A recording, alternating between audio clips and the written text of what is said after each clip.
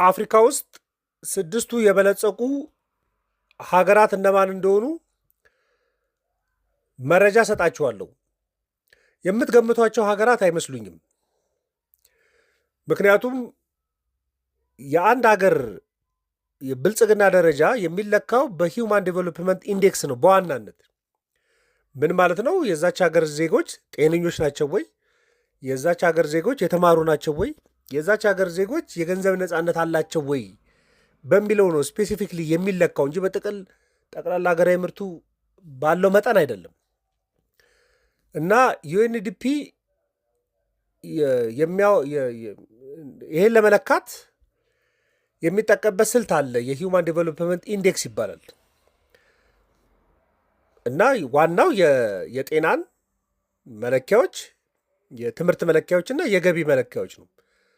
እና ይሄ ውጤት ብዙ ጊዜ ከዜሮ እስከ አንድ ነው የሚሆነው፣ በዜሮና በአንድ መካከል። ስለዚህ ከ0.8 በላይ ከመጣ የሂውማን ዴቨሎፕመንት ኢንዴክስ እዛች ሀገር ውስጥ በጣም ጥሩ ብልጽግና አለ ተብሎ ይታሰባል። ከ0.7 እስከ 0.799 ከሆነ ደግሞ ከፍተኛ ይባላል። ከ0.55 ጀምሮ እስከ 0.699 መካከለኛ ነው። ከ0.55 በታች ዝቅተኛ የሚባለው መጠን ነው። ይሄ እንዴት መሰላችሁ የሚሰላው? መጀመሪያ የጤና ኢንዴክስ ይሄ በህይወት የመኖር ጣራ የላይፍ ኤክስፔክታንሲ ይለካል። በቃ በአማካይ የዛች ሀገር ዜጎች ምን ያህል ዓመት ይኖራሉ የሚለውን እና ለዚህ ስሌት እንዲያገለግለው ዩኤንዲፒ ያወጣዋል። ከፍተኛ 85 ዓመት ዝቅተኛ 20 ዓመት ቢሆን ብሎ ፎርሙላ ሰርቷል። እና እዛች ሀገር ውስጥ ያለው ከፍተኛ የዕድሜ ጣራ ሲቀነስ በዓለም ላይ አማካይ የሚባለው 20 ዓመት ሲካፈል በዓለም ላይ ትልቅ የሚባለው 85 ዓመት ሲቀነስ ትንሽ ነው የሚባለው ዓመት 20 ዓመት፣ እንደዚህ ስታሰሉ የሚገኝ ማለት ነው። ለምሳሌ አንድ ሀገር 75 ዓመት ነው የዕድሜ ጣራ ላይፍ ኤክስፔክታንሷ 75 ዓመት ነው ቢባል 75 ዓመት ሲቀነስ በዓለም ላይ ዝቅተኛ ያለው ዩኤንዲፒ 20 ዓመት ሲካፈል ከፍተኛ የሚባለው 85 ዓመት ሲቀነስ 20 ዓመት ቢደረግ 0.846 ይመጣል። ስለዚህ 0.846 ማለት ከፍተኛ በጤና ሲታይ እዛች ሀገር ውስጥ ከፍተኛ ነው ማለት ነው። በትምህርትም ይሰላል። ሁለት መለኪያ ያለው በትምህርት ሲሰላ፣ አንደኛው በትምህርት የመቆያ ዕድሜ እዛች ሀገር ውስጥ ያሉ ዜጎች በትምህርት ምን ያህል ዕድሜ ነው የሚቆዩት? በቃ ናሙና ይወሰድና የተወሰኑ ሰዎች ናሙና ይወሰድና ምን ያህል ዓመት ቆይተዋል ትምህርት ቤት ውስጥ። ለምሳሌ 5 ሰዎች ያዝ አድርጋችሁ ኢትዮጵያ ውስጥም ቢሆን 5 ሰዎችን ያዝ ታደርጉና አደልት የሆኑ ማለት ነው ያደጉ ሰዎች ከ25 ዓመት በላይ የሆናቸው ሰዎች ያዝ ታደርጉና ትጠይቃቸዋላችሁ አምስቱንም። ለምሳሌ አንደኛው እኔ ከ8ኛ ክፍል ነው ያቆምኩት ካለ 8 ዓመት ነው ትምህርት ቤት የቆየው። አንዱ ከ12ኛ ክፍል ነው ያቆምኩት ካለ 12 ዓመት ነው ትምህርት ቤት የቆየው። አንዱ ዲፕሎማ አለኝ ካለ 12 ሲደመር 2 ነው 14 ዓመት ነው የቆየው። አንዱ ዲግሪ አለኝ ካለ ከ12ኛ ክፍል በኋላ 4 ዓመት ተምሯል፣ 16 ዓመት ማለት ነው። አንዱ ምናልባት 10ኛ ክፍል ያቆምኩት ካለ 10 ዓመት። እነዚህም በሙሉ ተደምሩትና ለሰዎቹ ብዛት ለ5 ስታካፍሉት የሚመጣላችሁ ቁጥር አለ። አሁን በዚህ ምሳሌ 12 ሊመጣ ይችላል። ዩኤንዲፒ አትሊስት የአንድ ሀገር ዜጎች 15 ዓመት በትምህርት ገበታ ላይ መቆየት አለባቸው በአማካይ ነው የሚለው። አንዱ የሚሰለው ይሄ ነው። ስለዚህ 15 ዓመትና ከ15 ዓመት በላይ አንድ ራንደም ብድግ የምታደርጉት ሰው በትምህርት ቆይቷለሁ የሚለው በጣም እሱ ስሌት ይወሰዳል። ደግሞ አንድ ሰው በትምህርት ይቆያል ተብሎ የሚጠበቅበት ደግሞ ራሱን የቻለም ደግሞ ዓመት አለ። አትሊስት ዲግሪ እስከሚይዝበት ልትሉ ትችላላችሁ። 16 ዓመት ነው የሚባሉ። እንደውም ዩኤንዲፒ እስከ 18 ዓመት ከፍ ያደርጋል። በቃ ሁለተኛ ዲግሪ ድረስ ማለት ነው። ምክንያቱም የመጀመሪያ ደረጃ 8 ዓመት አንድ ሰው ይማራል። ሁለተኛ ደረጃን 4 ዓመት፣ ሃይስኩልን 4 ዓመት፣ 9፣ 10፣ 11፣ 12 ማለት ነው። ኮሌጅ 4 ዓመት ይማራል። ይሄ ማለት 16 ዓመት ነው።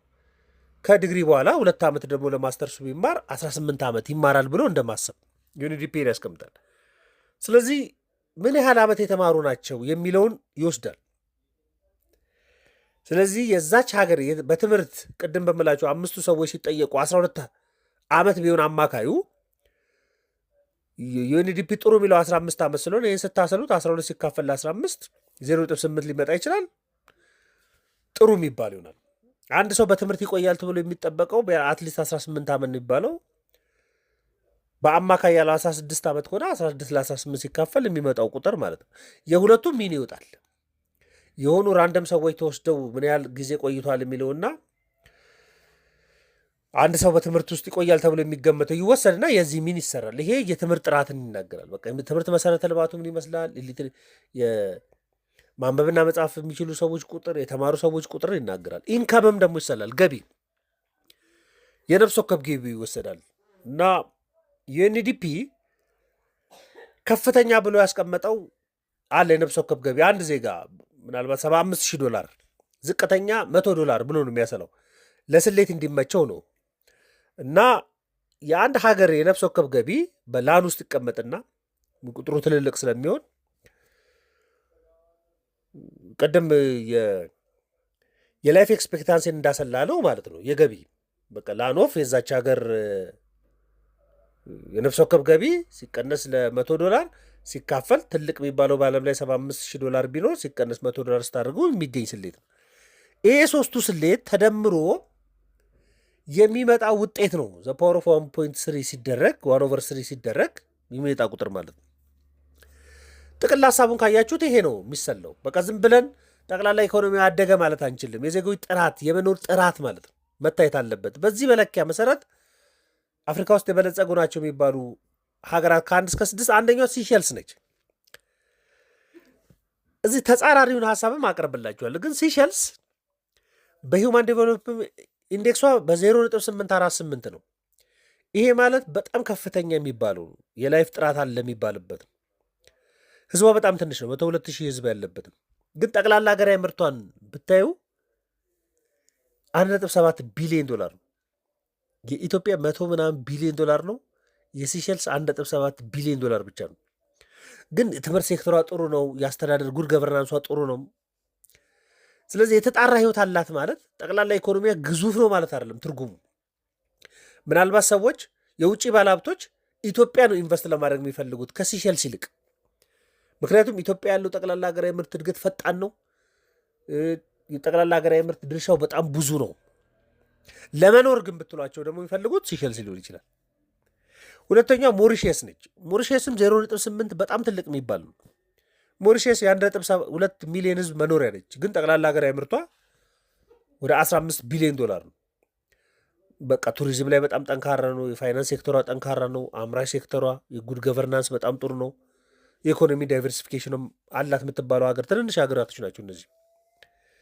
ሶስተኛው አልጄሪያ ነች። አልጄሪያ ትልቅ ሀገር ነው። የ46 ሚሊዮን ህዝቦች መኖሪያ ሀገር ነው፣ በሰሜን አፍሪካ ማለት ነው።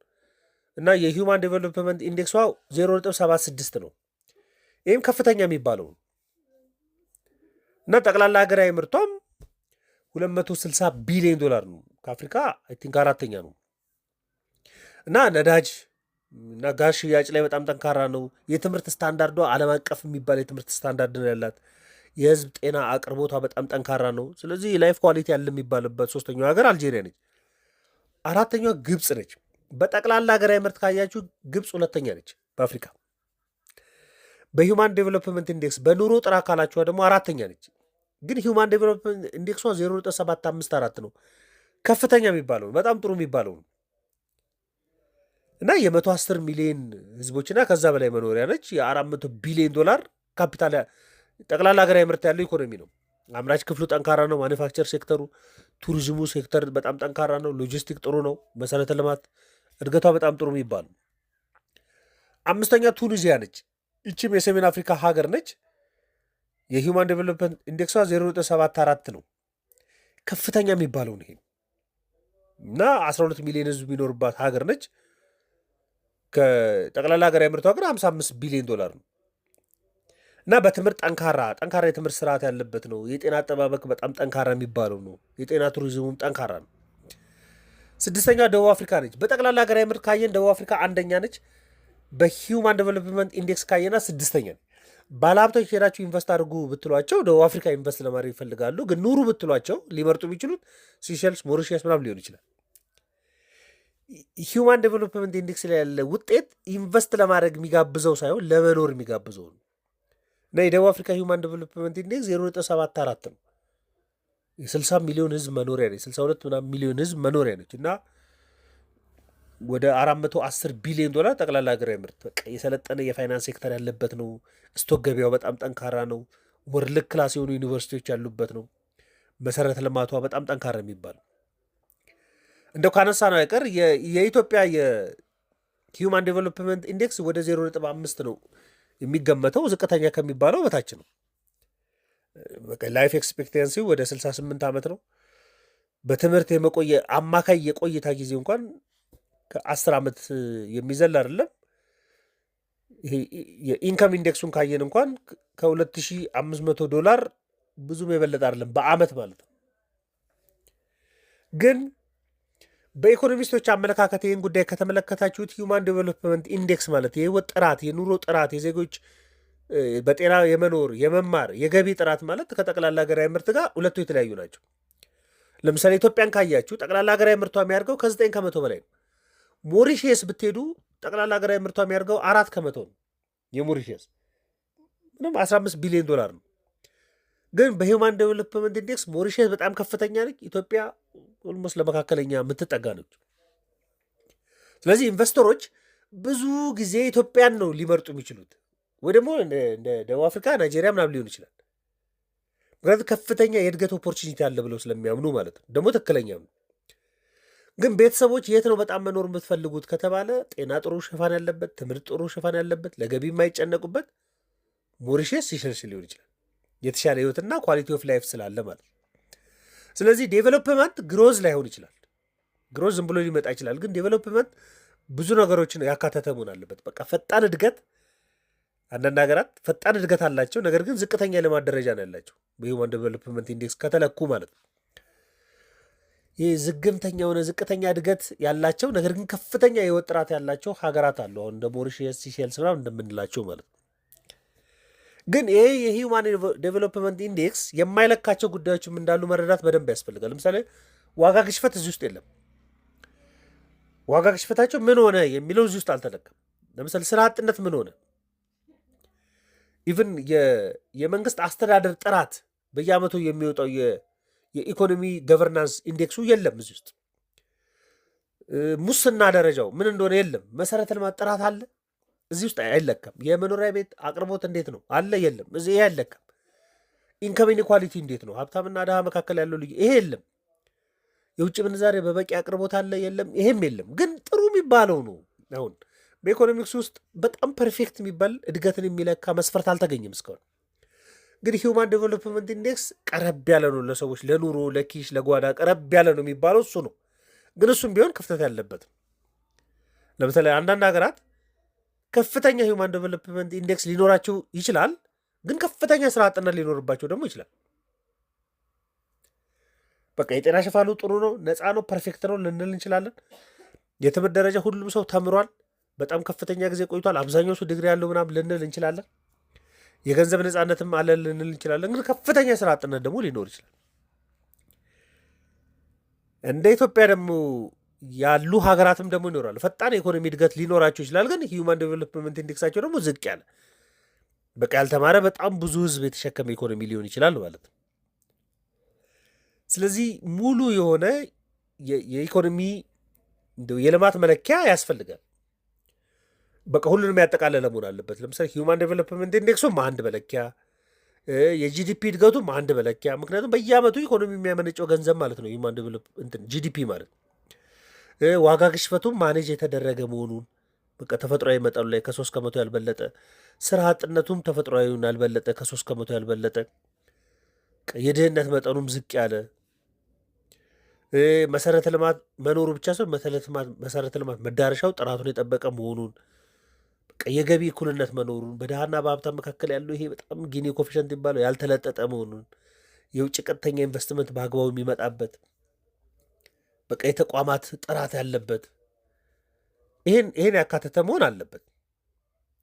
ስለዚህ ሂውማን ዴቨሎፕመንት ኢንዴክስና ይሄ ጂዲፒ ብቻቸውን ከሆኑ ብቻ ለብቻ በሂውማን ዴቨሎፕመንት ኢንዴክስም ከለካል። ለምሳሌ ቅድም 6 የበለጸጉ ሀገራት ብያችሁ 6ኛው እኮ ደቡብ አፍሪካ ነች። ስለዚህ ደቡብ አፍሪካ በጠቅላላ ሀገራዊ ምርት ካየናት አንደኛ ነች፣ ግብፅ ሁለተኛ ነች። አሁን በተጣራ ህይወት በሂውማን ዴቨሎፕመንት ኢንዴክስ ካየናቸው ግን ግብፅ 4ኛ ነች፣ ደቡብ አፍሪካ 6ኛ ነች።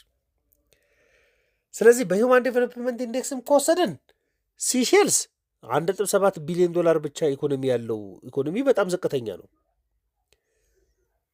ሞሪሸስም $15 ቢሊዮን ብቻ ያለው ኢኮኖሚ ማለት በጣም ዝቅተኛ ነው። ስለዚህ በሂውማን ዴቨሎፕመንት ኢንዴክስ ብቻውንም አይቻልም፣ በጂዲፒ ብቻውንም መለካትም አይቻልም። ሁለቱንም ማጣመር በቃ ጂዲፒ እድገት መታየት አለበት የኢኮኖሚ ፍጥነትን ስለሚለካ፣ ሂውማን ዴቨሎፕመንት ኢንዴክሱን ደግሞ የሰዎችን የህይወት ጥራትም ስለሚያሳይ እውነተኛ ልማት አለ ከተባለ ሂውማን ዴቨሎፕመንት ኢንዴክስንና የጂዲፒን በባላንስ መመልከት ያስፈልጋል። ይሄ ኢኮኖሚክስ ለምትማሩ ሰዎች በደንብ መረጃ ማግኘት ያስፈልጋል። ይህን ጉዳይ በደንብ አንደርስታንድ ለማድረግ እንዲጠቅማችሁ ይህን ሀሳብ ያቀረብኩላችሁ። ማንኛውም ሀሳብ አስተያየት ካለ ልትልኩልኝ ይችላላችሁ። መልካም ቀን።